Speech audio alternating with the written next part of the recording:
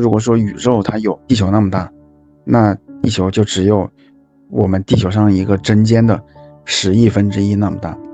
像蜥蜴人他们的那个目的就是，他为了禁锢我们的灵魂，他希望所有的这些灵魂都在这个针尖的10亿分之一上面不断的投胎转世轮回，然后不断的受苦受难，然后他好吸收那些能量。甚至是对说，你看现在就是马斯克他说要让人永生嘛，通过一些科技的手段，要由碳基向硅基来转化，那不就是永生永世的把我们的灵魂给禁锢了吗？本身是说可以是说在轮回到针尖以外那么大广阔的宇宙里面去的。对，是这样的，就是对人的自由，他永远都是靠自己来争取的，别人给你争取的只有枷锁。就是你不要相信那些高高在上的人，他给你宣扬的那一套，他给你宣扬的都是带着他非常个人的目的的。他告诉你永生，其实我们本来作为一个灵魂就是永生的，我们需要什么永生？对呀、他实质是把你这个肉体，把你这个灵魂禁锢在机器当中去了。对，就是你其实是受损的，但是他给你描述的感觉你好像捡了大便宜一样。这个世界上没有大便宜可捡，没有任何人会无缘无故的就是对你好。对，而且你可以看到我们现在就是越来越朝那种商业化的方向发展了。我就说拿那个电子领域吧，像以前我们买一个唱片或者说买一个游戏光碟，那可以自己玩，还可以把它借给朋友拿去下载。但是现在的话，所有的那些工具啊，什么 AI 都是那种订阅付费模式。而且我们买的那个东西也不是属于我们的，每个月都得去交钱，也只能在它那么一个平台里面用。对，因为他们这个世界议程，其中有一条就是嘛，就是要剥夺每个人的财产嘛。就是说，在未来的世界里面，如果按照他们的这种邪恶议程的话，人类将不再拥有任何财产。就是你的房子、车子、你的东西都不属于你，你只有它的使用权，而且你还负债。这就是一个他们为我们设计的圈套嘛。当然，这是他们设计的，并不代表我们的世界就一定会向这个方向去发展，这取决于我们每个人做出的选择。对，这是相当于一个美丽新世界，像那个科幻小说里面所描述。对，然后我们刚刚就聊到了蜥蜴人对于我们现在这个生活的操控。全球都是一样的情况，就是只要你去了解全球这些不同国家人类的他们的生存境况，然后他们的遭遇，他们社会的变迁，你就会发现它其实都是朝着一个方向在走，然后它的模式也是一样的。包括蜥蜴人这个东西，你就算不用蜥蜴人，你用魔鬼，或者说用撒旦，或者用一些别的其他文化领域的负面存有的词汇去形容它都可以，它只是一个词语而已，就是它代表了这个负面的势力、负面的能量，这些负面的势力他们想要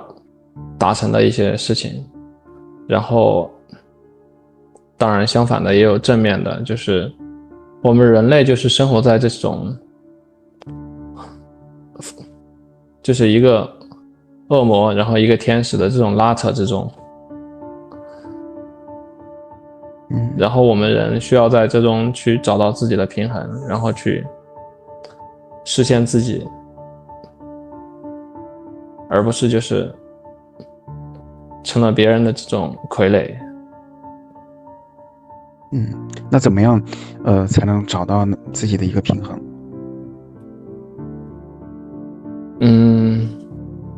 我觉得就是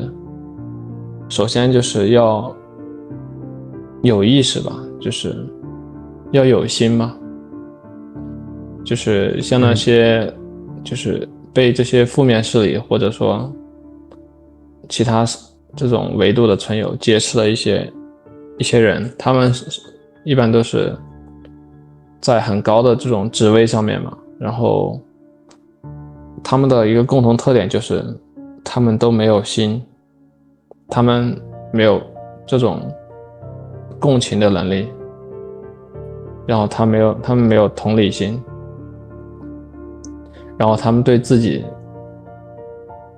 也毫不在意，就是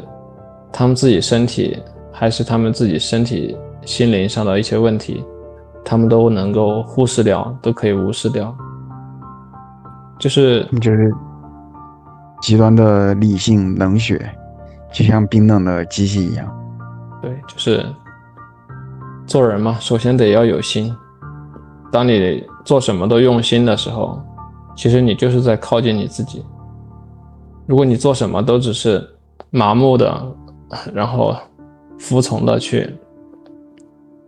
做一些事情，你当然就是远离你自己啊，因为你做的所有事情都没有经过你自己的心的考量，没有经过你自己的思考，没有经过你自己的判断，那么你做的这些事情就是别人的思考，别人的判断，那别人做的他就是把你变成他的傀儡啊。其实如果我们把自己做的足够好，你的很多问题都可以解决。就是很多人总是担忧，就是比如说经济上的担忧，觉得要是不去打工，或者说是不去做一些事情，就是自己可能吃不饱饭，然后没法活下去。不是这样的，就是如果你总是在做别人给你安排的事情，其实你也很难吃饱饭，你也很难活下去。你会发现自己活得很痛苦，很煎熬，然后自己挣的收入也非常的微薄，然后同时自己也没有什么成长，反而在退步。如果你做自己的话，其实你找到你的天赋，找到你自己的擅长的地方，然后用心的去投入，持续的去把它转化为成果的话，你其实能够取得更大的成就。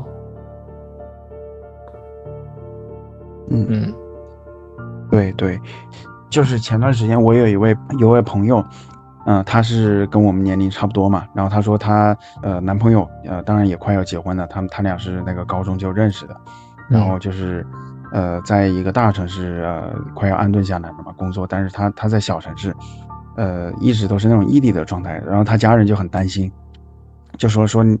这异地的话时间长了容易出现问题，然后希望他也到大城市去，可是呢他到大城市去，就是他的那个学历嘛，就是要比她男朋友低一些啊，那要再去找工作的话，那就得从头开始，而且可能就是也得费一番周折啊，所以我就对他说嘛，我说你不工作又怎么样？这第二的话，我们就是只要是说你耐心的去找的话，肯定是能够找到工作的。然后找工作之前的这段时间呢，那正好是一个窗口期嘛，我们可以来花时间来去看一下书啊，去做一些自己之前一直是由于工作忙的没有时间做的一些项目，或者一些兴趣爱好，或者写一些文字啊。而将来等你孩子出生的时候，你现在写的这些文字，那是很独一无二的这种存在。你看我们这个地球上的资源其实真的是够这些人都生活下来的，但是我觉得它肯定是某一项金融的设计吧，它会让所有人都拼命的去劳动劳苦，可能也是像那个深层政府，他会或者说或者说负面的团体吧，他会担心你要是不那么累了，有闲工夫胡思乱想，那搞不好要颠覆我这个系统。对，然后你看大清朝的时候，他每年他的那个税率的设置，都会让老百姓欠3两银子，就是每年你不断的去工作，然后你交完税，就是种地嘛，交完税，而且他在雍正之前的话，历朝历代你生一个孩子，你都会要交一份人头税，甚至说汉武帝去打匈奴，那肯定是我们犯我强悍者虽远必诛，那你封狼居胥是很光彩，可是老百姓呢，当时死了多少人？就生一个孩子，从3岁那年开始就得交税，所以后来就是你看那个《国富论》的嘛，亚当·斯密他的记载就是说，当时那英国的商人到广州郊区，那可是根据官方的说法是康乾盛世啊，可是呢，那广州湾里面，那就是那伶仃洋啊、黄浦江上头都不是黄浦江，是叫珠江上头都就是飘满了那些婴儿的尸体。就因为古代他第一就是可能古人也不太会避孕吧，但是呢，你孩子只要一生下来，那就得交人头税，所以最后他生了之后没办法，悄咪咪的，尤其是女婴啊，他就会找一个没人的地方给他扔到河里面去，或者扔到山里面去。我觉得那次凯文他说的那句，就是说是为什么我们一定要那么努力呢？是谁逼着我们必须得时刻紧绷，那么的去努力的？对，我觉得你刚才说的第一个问题啊，就是说那个你朋友异地恋的问题，我觉得就是一方到另一个的城市里边，他可能要抛弃工作，然后重新开始，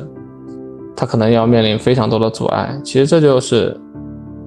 一种爱的考验嘛。其实爱它本质就是为对方这种无所求的牺牲嘛。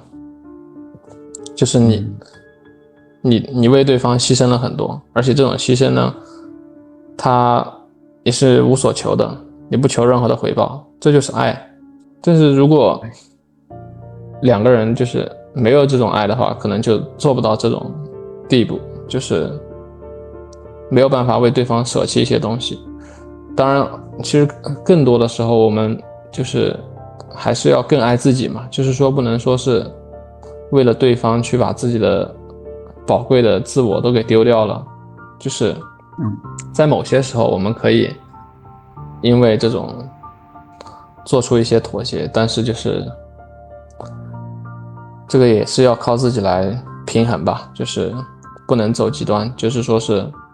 自己明明不能在大城市去适应这个生活，但是为了这个爱情非得要就是强迫自己去做这样一个事情，其实这对自己也是不好的。就是具体怎么去选择，一个是取决于你自己的选择，还有一个就是你平衡你的各种考量吧。一个是你愿不愿意付出那么多，还有一个就是你付出之后你没有任何回报，甚至有可能你的另一半跟你分手，或者说是离开你了，你能不能接受这些就是可以预料到的就是不好的结果。然后再说你的第二个问题啊，就是你说这些负面的存有，他们就是设计了这么一套金融体系，然后这么一套控制底层人的这种税收体系。确实是这样的，就是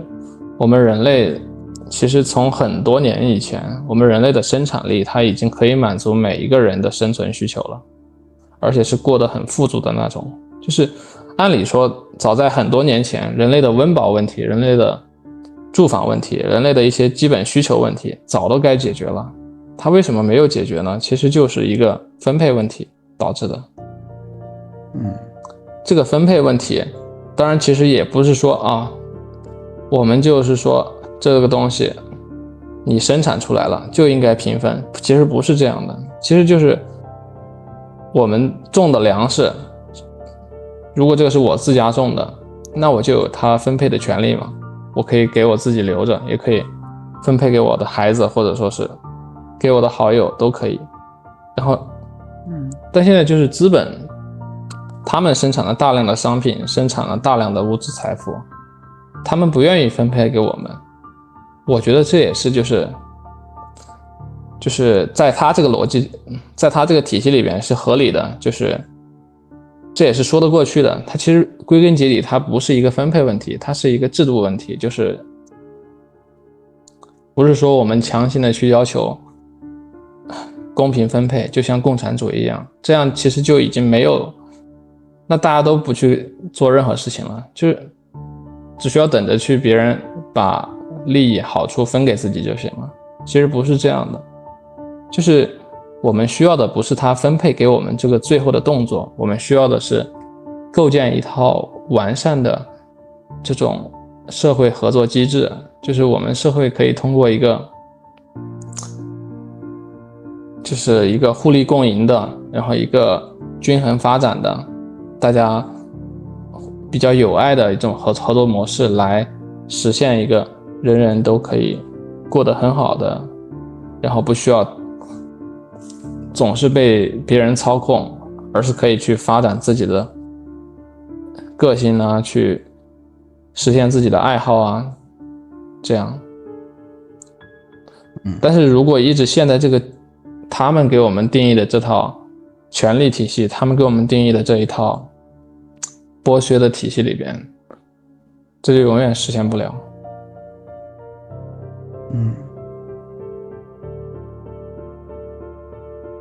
对，我觉得就是比如说打开手机的时候，真的是很多那些软件它都会有那种潜意识的人与人操控合作的这种模式很重要吧。就像类似于，其实你会发现有一些就是我们社会当中的企业家，他对自己的员工就是非常照顾的，而且他对社会的照顾也是很够的。就是这个其实很看人的发心，就是你构建一个企业，或者说你构建一个组织，你的发心是什么，你种的是什么果，然后你种下什么你就会收获什么。像资本的话，他创办一个企业，他的发心就是尽可能的增值他的物质财富，那肯定就不会考虑人的因素啊。你人累死累活，或者说是妻离子散，其实都跟他没关系，因为这不在他的目的之内。对，就它这个金融系统啊，你看以前像那些亚洲的王朝，比如说明清啊，还有莫尔帝国啊，还有那个土耳其奥斯曼，他们就是他没钱的话就会去征税，就会直接去那个，然后征税的话呢，就说征税之后嘛，那就会有大规模的那个农民起义嘛，就会把它给推翻了。好，但是欧洲的话，这些小国他要去打仗。他打仗的话，他就会知道去找那些一些银行家去借钱，借钱之后呢，那就你只用还利息就够了嘛，然后后来他们还发明了有一种永续债，就是我借给你那个2000万，你只用每个月给我还2万块钱就行了，永远的还下去。对，然后还有那个就是叫什么之所以那么累的话，我觉得可能也是说他有一些那些。就是中国古代有些皇帝他想折腾嘛，他要修大运河，要修长城，又要去三征高句丽，对，然后最后你有那么一个就是像什么雄才大略的那种想法之后呢，那老百姓就得去给他买单，那样子就导致你要去打仗的话，你组织那么多，你组织20万人的军队，可能后面70万的那个就是总共70万的人口加上50万的民夫，你要给他去征粮运粮。那你就相当于你要额外的让那些从事生产的那些人他去买单，去给他养那些东西。关键是打仗的话，有的仗他挣钱，有的仗他不挣钱，你把敌人给打服了。比如汉武帝，他就是为了他的那几匹汗血宝马，就是为了把那个就是那个大院国吧，中亚的乌兹别克斯坦，现在乌兹别克斯坦的，觉得他不尊重自己，然后你去派那么多军队到新疆过去。最后拿回几匹汗血宝马，但是比起他的话，这个代价那是多少的家庭，他就受苦受难。就是很多人，他可能并不是自愿的去参战，或者说是去干这些事情，他都是就是受到了这些胁迫嘛。比如说他可能不参加这个战争的话，他可能没饭吃，或者说呢，他可能会被暴力威胁，就是这些持有大量这种物质财富然后社会地位的人，他们利用他们这种权势去实现他的个人目的，然后很多底层的人就是他们迫不得已的去参与这些事情，不管他们牺牲的代价可能是他们的生命，但是可能就是只是为这些帝王就是换几匹宝马。对呀，但其实就是像就是古代的话，他的这些玩弄权术的人，他对人的掌控其实是远远落后于现代的。就是现代的，就是人类对人的这种权利，还有就是人的这种管控的这种水平，它一直在随着时代的发展一直在进步的。现在很多人就是现在很多比如说有权势的人，他要干一件什么事儿，他往往不需要像古代一样去强迫一个人去做，或者说是去暴力威胁啊，或者说是死亡威胁一类的去完成这些事情。他很有可能就是通过一些洗脑的方式，让个人自愿的去完成这些事情。比如说我觉得这个人口太多了，浪费了太多的粮草了，那么我想让人口少一点，他可以通过文化还有就是教育等各个方面，让这些人自愿的去减少人口的出生，而不需要去下一道强制性的命令，或者说是去做一个强制性的禁令，这种成本就太高了。现在其实就是这跟商业化是类似的，就是管理成本随着这个管理技术的提升，它一直在下降，然后人群的这种觉醒程度，或者说人群的这种智慧程度一直在下降，类似于就是愚民嘛，就是类似于天天给你们这些人刷抖音刷短视频，然后再加上这些繁重的体力工作，你就完全丧失了思考的能力，也丧失了就是自我意识嘛，其实就是像一个丧尸一样活着。对对，你一说到这个，我就想起来我之前，就是那次回国的时候去重庆，然后看到的有一位50多岁的一位大叔嘛，他是做保安门卫，一个居民楼下面是店嘛，下面是一个商场，晚上8、9点的时候他还要值班嘛，50多岁，然后就很累，可能中间那个间隙的时间，他就是去趴在桌子上的休息嘛。可是我看到他休息旁边，就是那个手旁边还有一只手机循环播放着抖音的某一条视频，我当时就是感觉到一种悲凉了，因为他本身肉体上已经那么劳累了，精神上还通过抖音的操纵把它给榨干。这些东西你说是操纵呢，那其实这个抖音它也没有就是说强迫你要去刷它，或者说是很多都是咱们人作为一个人一步一步去让步自己的权利所最后导致的一个结果，导致的一个恶果。很多微小的权利我们就是不经意间就让渡给这些软件，比如说软件它要给你一个通知，它可能需要询问你需不需要通知，然后你呢就是完全不加思考的你就选择了需要，然后这个信息呢它就会一直推送给你，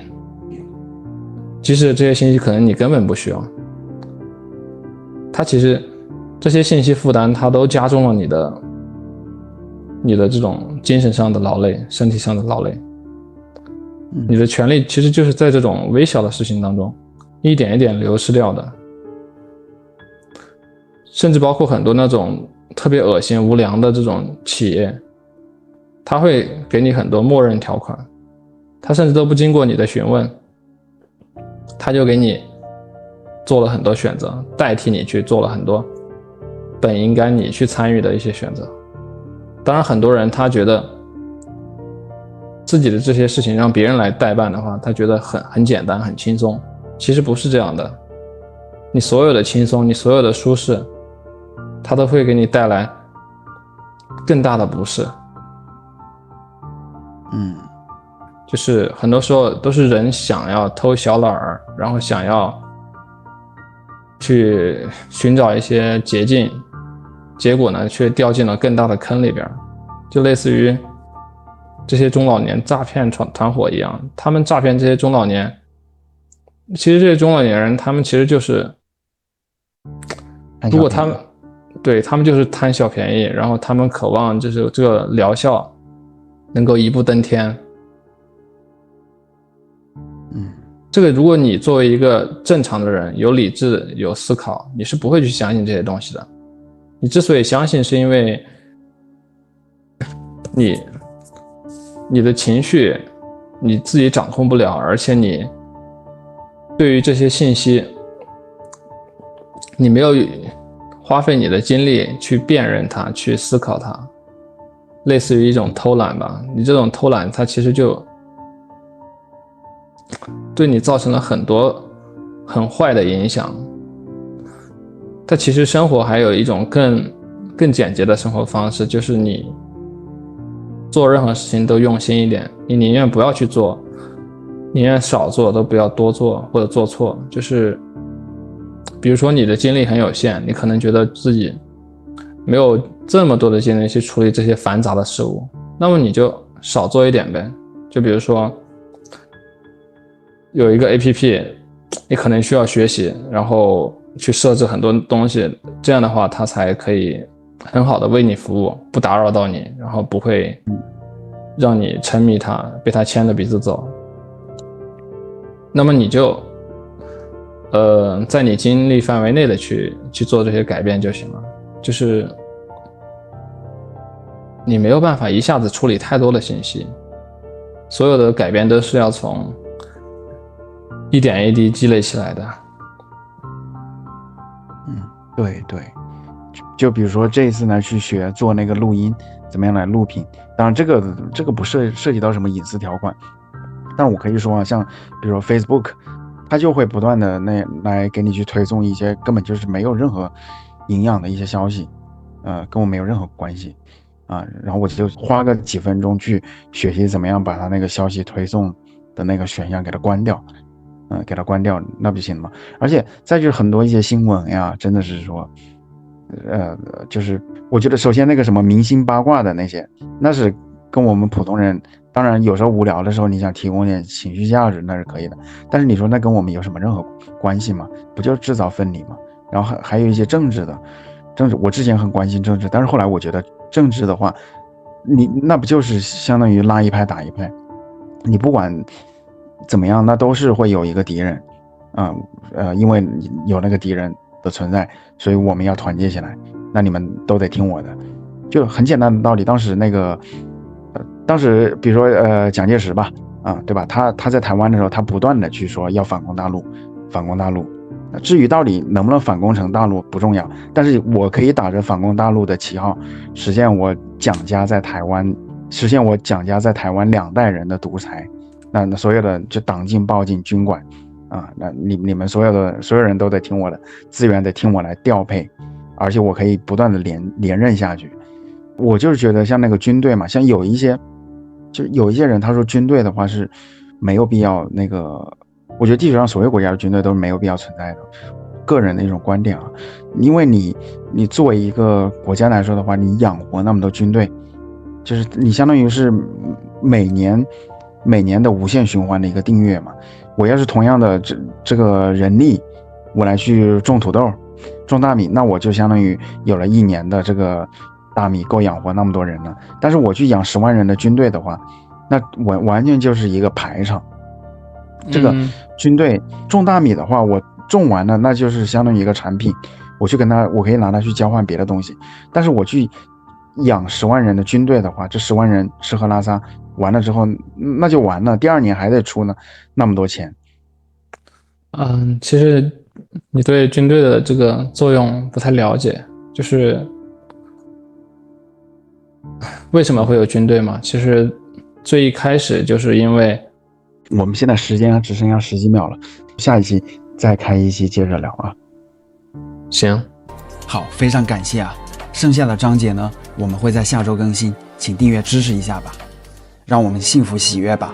因为我们如今正在经历的疯狂，实际上是一种幻想。它逼着越来越多的人觉醒。可是呢，我们也要同情那些没法觉醒的人，因为世间的种种现象啊，造成了我们个体与灵魂的分离。我们会在螺旋上升的水晶上继续我们意识的进化。我们正在获得内心的勇气，将自己交给了灵魂，迈向了完全未知的领域。